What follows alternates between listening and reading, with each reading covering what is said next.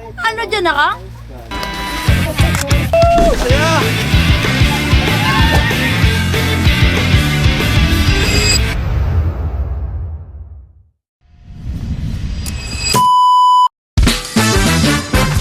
Hoy, ako sila Kai. Alam kong wala kayong pakialam sa buhay ko pero gagala pa rin ako.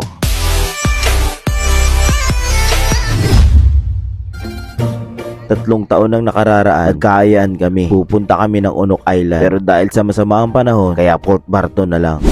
Madaling araw pa lang, nasa daan na kami. Dahil malayo-layo pa ang aming biyahe. Ano, sama kayo? Ay, wag na lang pala dahil nasiraan kami. Pero imbes na ma-stress kami, ay in-enjoy namin yung moment. Nagkape kami ng Red Horse sa daan. Agay! Alam nyo ba kung saang lugar to? Kung alam nyo, edi wow, dahil dito kami nasiraan.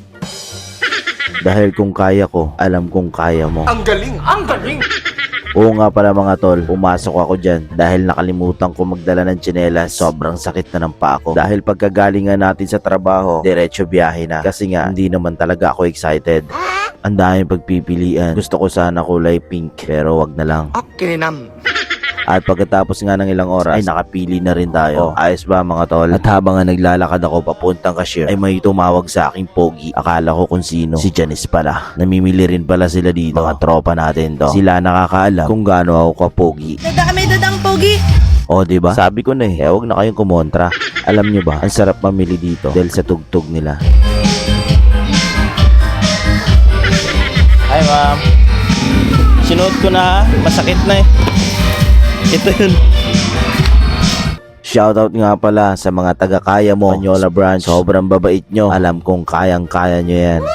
Medyo tanghali na nga nang lumabas tayo. Narito na rin pala ang mga mekanikong titingin sa sasakyan namin. Pero sa kasamaang pala, hindi kinaya. Kaya kailangan naming lumipat ng sasakyan.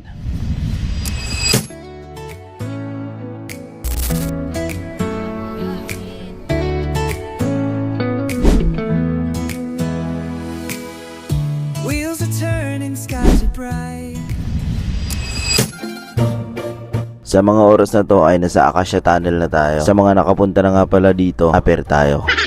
At nagutom na rin ng lahat, kaya tropang naps, pasok. Alright guys, sa ngayon nandito tayo sa Acacia Tunnel. Ito ay kilala dito sa aming lugar, maging sa ibang bansa. Alright? So, napakaganda ng lugar natin. So, sa ngayon dito tayo kakain mga boss. So, napakaganda ng lugar, napakaliwalas, napakabanayad, sobrang napakalamig dito mga busing ko. So, tara, kain tayo. Kain tayo.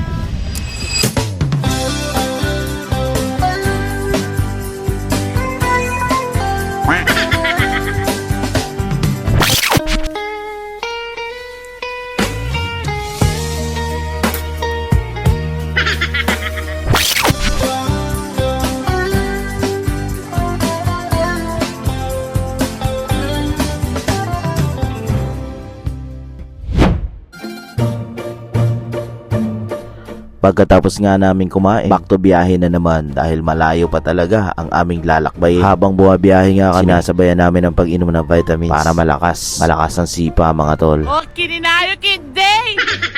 So, magliliwaliw tayo. Gagasto tayo ng pera. Siguro mga 1M. Pwede na guys.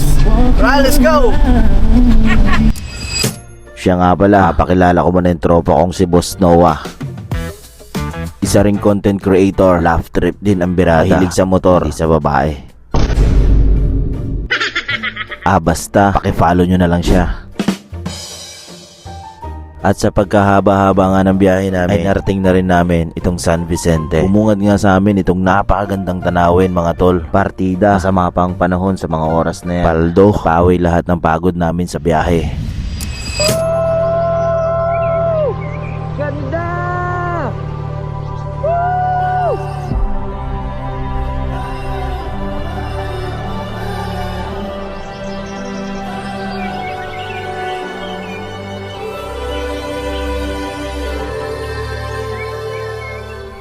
Sobrang ganda ng place mga tol, pero ang hindi ko alam, ganito palang mangyayari.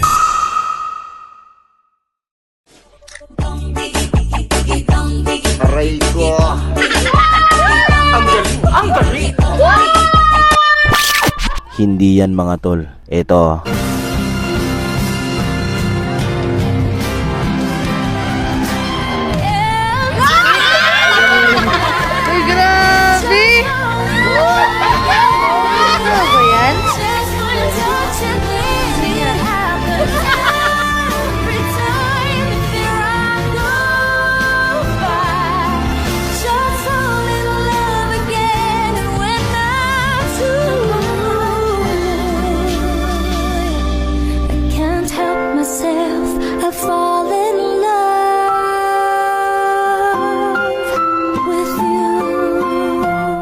Walang iya. Medyo kinilig ako dun Congrats nga pala sa dalawang couple na to, kay Sin at saka kay Tintin. Salamat dahil naging bahagi kami sa isa sa pinakamasayang yugto ng buhay nyo. So hanggang sa muli, ako nga pala sila Kai. Naiiyak na ako.